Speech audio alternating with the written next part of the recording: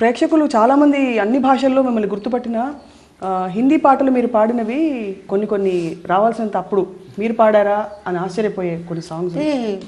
ఇది సాహిబ్ అనే పిక్చర్లో నేను బపీ లహరి ఒక పాట పాడాను, యార్ బినా చైన్ కహా రే, యార్ బినా చైన్ కహా రే, ప్యార్ బినా చైన్ కహా రే, సోనా నహీ చాందీ నహీ యార్ తో మిలా అరే ప్యార్ కర్లే. ఈ పాట చాలా పాపులర్, కానీ చాలామందికి నేను పాడానని తెలీదు.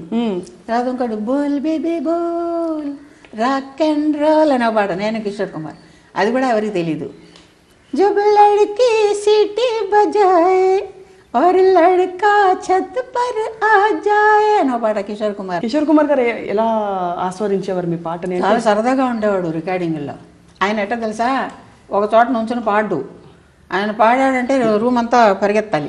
మీరేమో అందుకని ఏం చేసేవాళ్ళు, ఇంత ఎత్తున స్టూల్ పెట్టేవాళ్ళు, చైర్ కూడా కాదు స్టూల్, దాని మీద కూర్చోవాలి. ఆయన ముందర స్టాండ్ పెట్టి పేపర్ పెడతారు, దాని మీద కూర్చొని పాడాలి, లేకపోతే ఒక చోట నిలవడు, దున్నేస్తాడు అంతా. కచేరీలో చూశాను ఆయన్ని స్టేజ్ మీద, మైక్ చేతిలో పెట్టుకుని, వైర్ ఉంటుంది ఎంత పడుకుని, అది పట్టుకుని దొల్లికింతలు స్టేజ్లో దొల్లుతూ పరిగెత్తూ పాడుతూ, అమ్మ బాబోయ్ అంటే పాడతాడు. సరదాగా ఉంటాడు, జాలీగా జోకులు వేసుకుంటూ సరదాగా. రఫీ గారు నేను తెలుగులోనే పాడాం. మీరు ఎందుకు మ్యూజిక్ డైరెక్షన్ కంటిన్యూ చేయలేదు? మీరు ఒకటి రెండు చేశారు. ఒకటి చేసిన తర్వాత కొన్ని క్యాసెట్స్ కూడా చేశారు మీరు. క్యాసెట్స్ ప్రైవేట్ క్యాసెట్స్ రే, మౌన పోరాటం సినిమా ఒకటే చేశాను నేను. నన్ను వాళ్ళు అడిగారు, అంతకుముందు కూడా అడిగారు, నేను చేయలేదు. ఆ పిక్చర్ మాత్రం మీరు తప్పకుండా చేయాలని అడిగారు, మౌన పోరాటం, సరే సరదాగా చేశాను అంతే. మీ పాటలు ఇంతమంది సింగర్స్ మీలాగే దాదాపు దగ్గరగా ఉన్నంత వరకు పాడతారు స్టేజ్ మీద.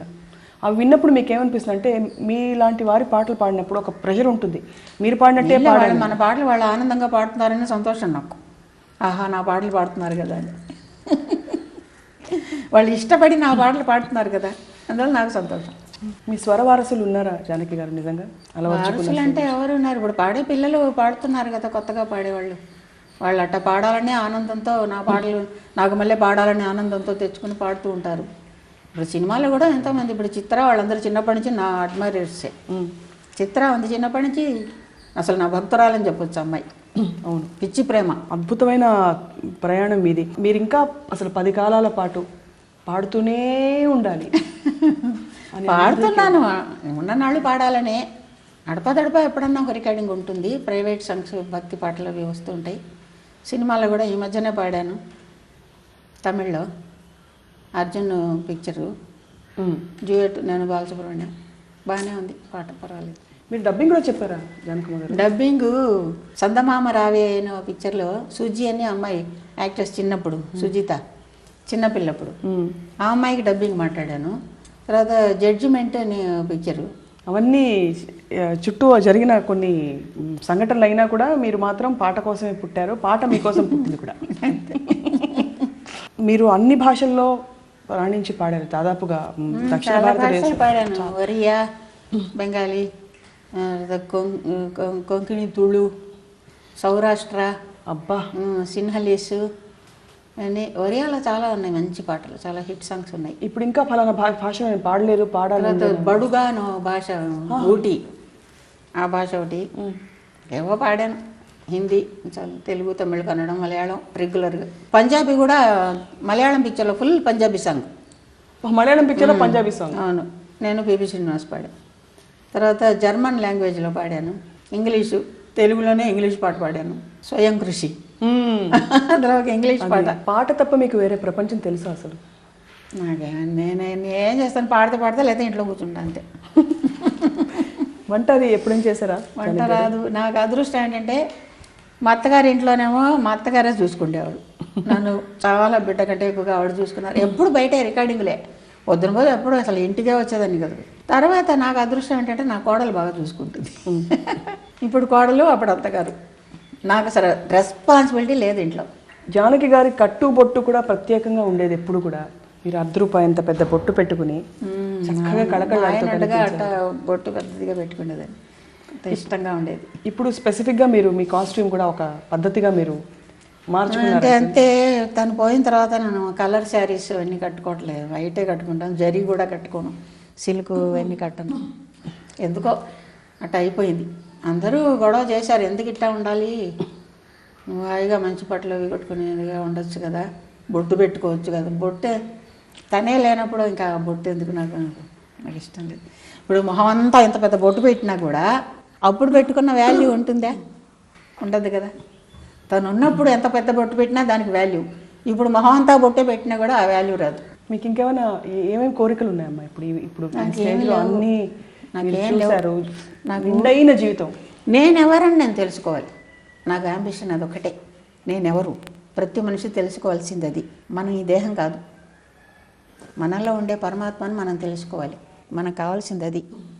ఏదో కారణంతో దేహం పెట్టుకుని మనం వస్తాం, కానీ ఈ దేహం మనం కాదు, మనలో ఉండేదే పరమాత్మ. అది మనం తెలుసుకోవాలి. అదే నా అంబిషన్. అది తెలిసిందంటే ఇంకా ఉండక్కర్లేదు. అది తెలుసుకుంటే దాకా ఈ దేహాన్ని ఎట్టయినా కాపాడమని ప్రే చేసుకోవాలి. ప్రతి మనిషి తొందరపడాలి ఈ విషయానికి, లేట్ చేయకూడదు.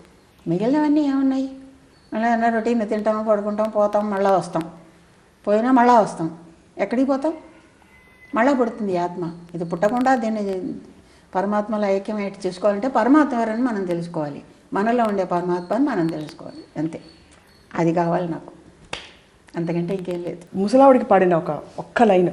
போடா போடா போக்க எள்ளு காட்டுக்கு தைக்க எங்க ஊரு வைக்க உன்னை எங்க கொண்டு வைக்க போடா போடா போக்க எள்ளு காட்டுக்கு தைக்க மம்மி பேரு மாறி என் ஊரும் வேலைச்சேரி అరే அடிக்கடி என்ன வந்து கடிக்கும், அந்த சங்கீதம் ரொம்ப ரொம்ப பிடிக்கும், தம்பூர சுதிக்கும், மிருதங்க ஜதிக்கும், மண்டைய போட்டாரேன் தாத்தா మమ్మీ పేరు మారి ఏం ఊరం వేలచేరే.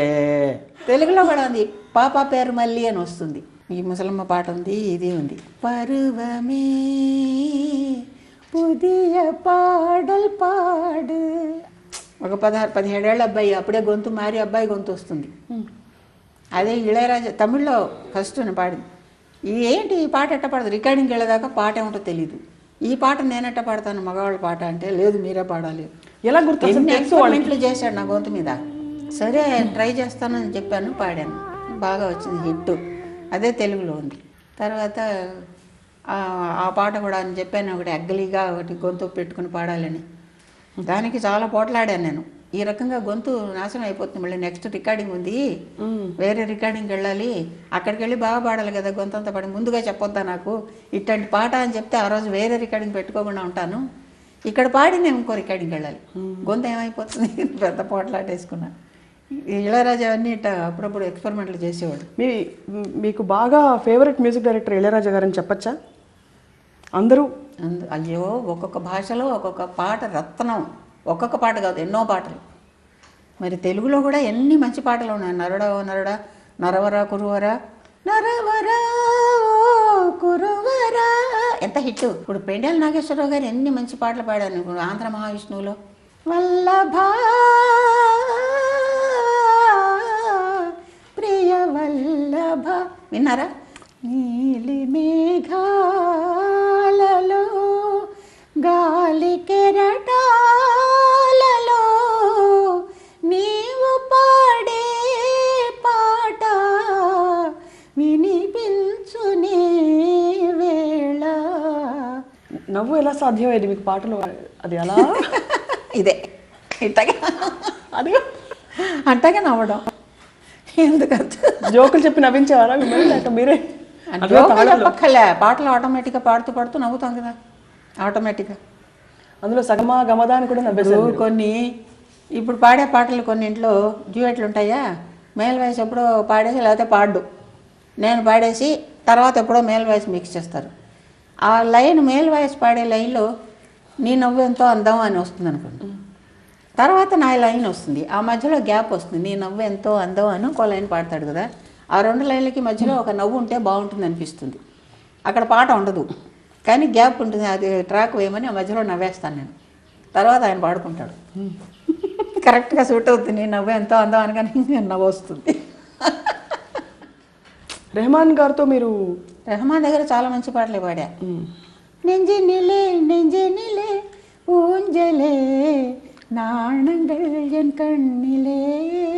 ఈ పాట హిందీలో లతా పాడింది. జియా చలే జా చలే. ఇది తెలుగు తమిళ్లో యమ హిట్ అంటే అంత హిట్ అనమాట.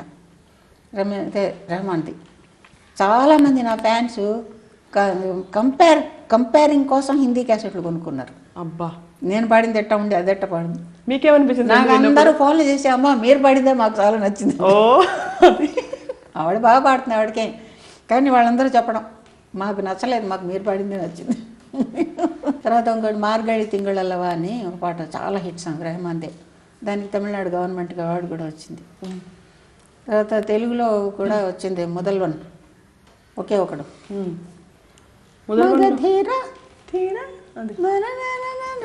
అది తమిళ్లో పాడాను, తెలుగులో పాడాను.